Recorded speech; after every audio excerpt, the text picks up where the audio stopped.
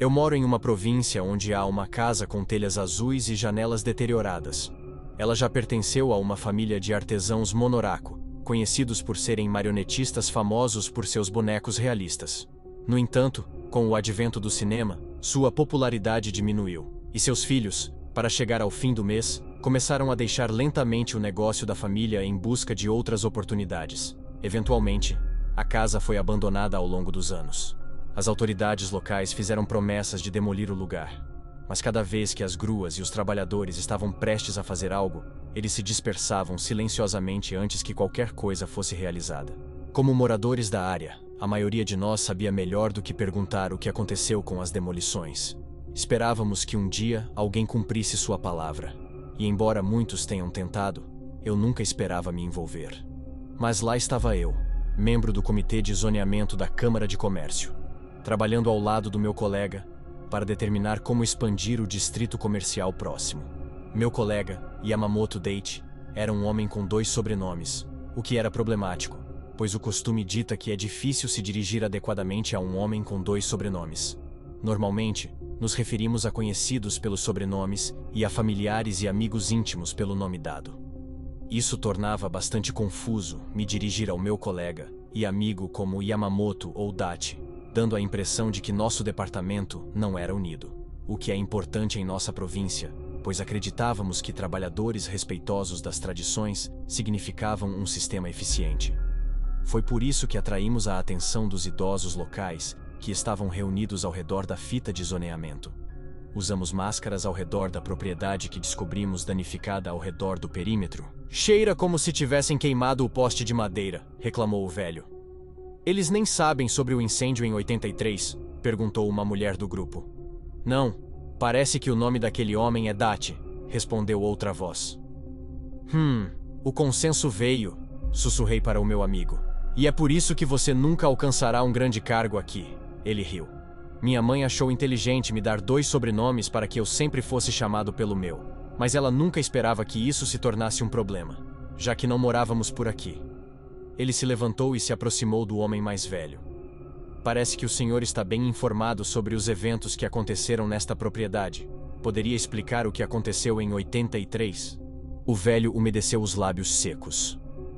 Havia um menino que entrou na casa e ficou desaparecido por 3 dias antes que os outros estudantes admitissem que desafiaram o garoto a entrar e passar a noite com os bonecos. Bonecos, sim, os bonecos. Vocês não foram informados de nada?" "Eu fui brevemente instruído pelos meus superiores", admiti. "No entanto, eu não sabia que ainda havia pertences dentro." Ele se virou para mim. "Talvez devêssemos documentar e armazenar todos os itens, caso a família venha procurar no futuro." Mas o velho respondeu: "Eles nunca vão voltar aqui. E por quê?" Depois do que aconteceu com a mãe, o velho cuspiu e uma mulher repreendeu: "Não espalhe rumores falsos." Seus olhos se arregalaram. "Rumores? Como é um rumor quando todos nós ouvimos isso ainda ecoando à noite, me acordando, sem decência ou consideração pelos cansados?" A mulher clicou a língua novamente. "Deixe-os fazer o trabalho deles. Não coloque ideias em suas cabeças, senhora. Se não se importam, eu gostaria muito de ouvir sobre o que aconteceu. Poderia ser valioso", murmurei. "Eu estou fazendo um serviço à comunidade", disse a mulher. "Então está bem comentado que a filha da casa deu à luz a um boneco." Nesse ponto, os outros disseram: "Silêncio, ele pode ouvir vocês." Essa foi a minha deixa. Genji resmungou enquanto se afastava furioso. "Espero que a casa te leve, sua velha bruxa." "Vamos lá", me disse o pai, enquanto a multidão começava a se dispersar. "Você precisa obter os documentos apropriados para isso." Vários dias depois, descobrimos da morte de Genji. Muitos suspeitavam que uma disputa contínua entre ela e Genji foi a causa de sua morte. No entanto, quando os jornais relataram a morte, incluíram uma foto do suposto local do crime, e foi a maneira como ele estava posicionado que me fez acreditar no contrário. Parecia que alguém o apoiou contra a parede e segurara suas mãos em um certo ângulo até a rigidez cadavérica. Quando Daichi e eu finalmente retornamos à casa de bonecas, o lugar estava deserto, já que o escândalo quase tomou toda a atenção, nos deixando sozinhos com a casa pela primeira vez. Era estranho ficar no gramado onde as ervas daninhas cresciam desordenadas, empurrando as calçadas de seixos. O alpendre de madeira parecia que ia quebrar ao meio com nosso peso, e as telas de papel de arroz estavam cheias de buracos por falta de atenção ao longo das décadas em que permaneceu intocada. Um nó se formou no meu estômago quando percebi que a porta deslizante estava destrancada. Fiquei aliviado ao ver que encontramos pelo menos a mesma poeira que se acumulara do lado de fora, o que significava que ninguém ocupava esse espaço. "Achei que deveriam ligar a eletricidade", ele exclamou. "Não há tantos aparelhos elétricos aqui." Eu concordei. Já era antigo antes de ser abandonado. Os documentos indicam que as fundações originais remontam ao período Edo. "Talvez os ratos tenham roído os fios, talvez", eu disse enquanto tirava algumas fotos. "Parece que vamos precisar de uma equipe de mudança afinal." Fiquei pensando por que isso não foi anotado pelos funcionários locais. "Talvez tenham sido", comentei, "mas os registros podem ter se perdido após a digitalização do departamento." Ele concordou. "É uma pena termos que levar essas coisas para um lugar de armazenamento. Antiguidades são lucrativas hoje em dia. Você sabe, nem pense nisso", eu disse, tirando uma foto dele segurando um antigo peso de papel da escrivaninha. "Vamos lá", ele sorriu. "Vamos mais fundo dentro da casa." Exploramos várias salas que estavam cheias do odor de mofo, e eu já tinha me adaptado bem ao cheiro, até que um repentino cheiro muito fino veio de trás de uma porta que ainda não tínhamos entrado. Enquanto cada painel que encontramos mostrava sinais de envelhecimento, este parecia intocado. Eu quase o impedi, mas como era nosso dever, fiquei hipnotizado ao vê-lo abrir. Dentro, centenas de bonecas estavam alinhadas contra as paredes, algumas no chão, outras em prateleiras. Não importava sua posição, estavam empilhadas ombro a ombro, frente a costas, em sequências ordenadas, olhando para fora. Cada uma delas era única e variava em tamanho. Dei um suspiro quando minha lanterna iluminou um canto onde uma figura vívida estava contra a segunda porta ao fundo. Ri quando percebi que era apenas uma boneca com altura semelhante à dele. "Quase parece real, não é?", ele disse. "Vamos lá então", enquanto ele caminhava e ficava ao lado da boneca. "Tire uma foto." Eu neguei com a cabeça. "O quê?" "Vamos lá. Agora é para um relatório." Suspirei e tirei relutantemente uma foto, a luz brilhante consumindo a escuridão. Quando olhei para cima, me distraí com uma boneca que estava faltando. Quando me dei conta, não conseguia encontrar o Yamamoto. Chamei por ele, mas ele não respondeu. Passei minha lanterna por fileiras aparentemente intermináveis de bonecas. Gritei com raiva para ele parar de brincar. Ainda assim, ele não respondeu. Eu conseguia ver a porta ao fundo, agora levemente entreaberta, quando antes estava fechada. Dei um passo à frente para dar uma bronca nele sobre sua falta de educação, quando ouvi meus pés estalando na tábua sob mim. Saltei quando a porta atrás de mim bateu. Quase me molhei enquanto corria para o outro lado, minha lanterna pulando sobre as cabeças das bonecas. "Isso não é engraçado", eu gritei. Ouvi um arranhão próximo. Então direcionei minha lanterna naquela direção, pulando sobre as fileiras de rostos esculpidos, até que um deles piscou. Era tudo o que eu precisava ver antes de correr através da porta do outro lado, onde acabei batendo com a cabeça em Date enquanto ele tentava me segurar em pé. "O que há de errado?", ele perguntou. "Naquele dia", quase gritei. "Onde você foi depois de tirar a foto?" "Vi isso atrás de mim, olhe." A sala era diferente de todas as outras em que entramos. Tinha mais altura do que qualquer catedral em que já estive. Tão escuro que nossas lanternas recuaram ao iluminar o chão entranhado. Lá, no chão, havia uma cidade em miniatura, uma versão em escala da área, exclamou Yamamoto. "Olhe, consigo ver minha casa." Apontou para um canto próximo. "Você não entende. Eu vi aquela boneca piscar para mim, me afastei.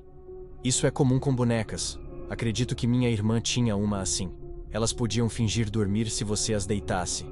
A porta que eu abri começou a se fechar atrás de mim, acionada por mola." Ele respondeu. "A maioria das que eu abri era realmente cara na época. Difícil de construir corretamente também. Mas uma tarefa fácil para os fabricantes de bonecas." Ele apontou. "Dê uma olhada nisso. Está dentro da casa de bonecas." Ele estendeu a mão para tocá-lo, e foi quando algo saiu do canto e o agarrou. Eu gritei enquanto eles lutavam. a luz dividindo a escuridão enquanto uma respiração ofegante preenchia o quarto. Várias vezes eu tentei ajudar até que finalmente um golpe me atingiu e caí para trás com força no chão, o suficiente para a minha cabeça quicar, fazendo minha câmera rachar. Mal conseguia discernir as figuras manchadas na minha frente enquanto minha visão embaçava.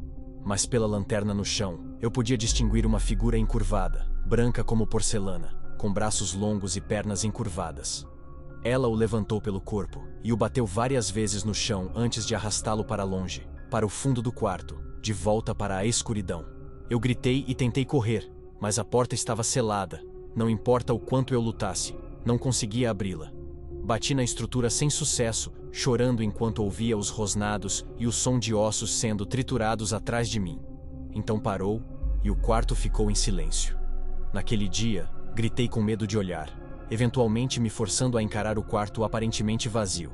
Aproveitei essa chance para encontrar meus óculos no chão e me afastei para um canto escuro, meio com medo de que algo pudesse se estender por trás de mim e meio com medo de que a criatura aparecesse novamente à minha frente. Pressionei meus ombros contra a parede e me arrastei lentamente até a porta. Tentei novamente, mas ela não se mexia. Impotente, fiz a única coisa que consegui pensar e rastejei para a frente, pegando a lanterna lentamente movendo a luz pelo quarto, quando ouvi um barulho. Foi então que percebi que algo se movia dentro da cidade em miniatura. Desviei minha luz para baixo e vi pequenas figuras se movendo pelas ruas. Eu não conseguia acreditar no que estava vendo, o que me fez me inclinar para frente, de mãos e joelhos até conseguir uma visão melhor. Bonecas animatrônicas minúsculas que se moviam pela cidade. Carros até mesmo com as pequenas rodas de plástico roçando na estrada, enquanto faziam paradas e viravam. Quase parecia que a cidade estava viva, movendo-se de maneira tão perfeita que quase parecia mágico. E conforme me aproximava, percebia algo mais incomum. Era difícil de ver, então me aproximei ainda mais, quase ficando de pé dentro da cidade. Eu vi a boneca de uma mulher caminhando pela beira da estrada. Ela parecia tão real que até seu cabelo se movia como se estivesse ventando, de maneira estranha, pois partes dele estavam presas a um fio quase translúcido preso ao topo de sua cabeça.